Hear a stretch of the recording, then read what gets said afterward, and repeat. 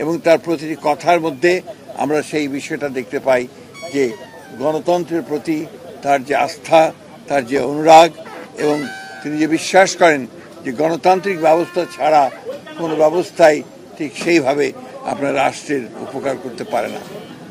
আমরা সেই নেত্রীর সঙ্গে আজকে দেখা করেছি, সবাই সন্তুষ্ট চিত্তে এখন ফিরে যাচ্ছি। আরও কয়েকজন সিনিয়র যারা আছেন তারা দেখা করবেন, তারা তারপরে তিনি তার পরিবারের সদস্যদের সঙ্গে দেখা করবেন। আপনাদের সকলকে অশেষ ধন্যবাদ। আর এইটুকু জানাতে চাই যে তিনি সুস্থ আছেন, ভালো আছেন, আগের চেয়ে ইনশাআল্লাহ ভালো আছেন।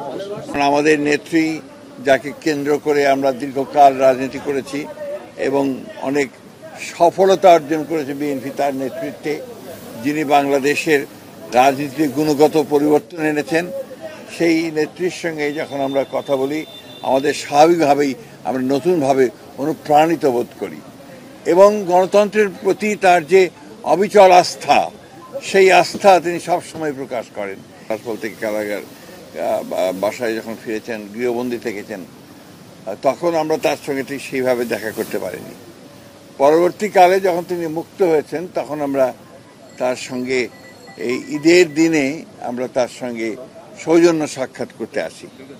এটা আমাদের সকলের জন্য, বিশেষ করে জাতীয় স্থায়ী কমিটির আমরা যারা সদস্য আছি তাদের জন্য এটা আমাদের একটা অত্যন্ত আনন্দের মুহূর্ত, আনন্দের ক্ষণ। কারণ আপনাদের সকলকে ঈদের শুভেচ্ছা জানিয়েছেন, ঈদ মোবারক জানিয়েছেন, দেশবাসীকে ঈদ মোবারক জানিয়েছেন এবং সকলকে প্রতি, বিশেষ করে দেশবাসীর প্রতি তিনি তার শুভেচ্ছা জানিয়েছেন আর সকলকে তার জন্য, দেশের জন্য দোয়া করতে বলেছেন। কথা হয়েছে, সেই কথাগুলো আমি আপনাদের সামনে সরাসরি বলেছি।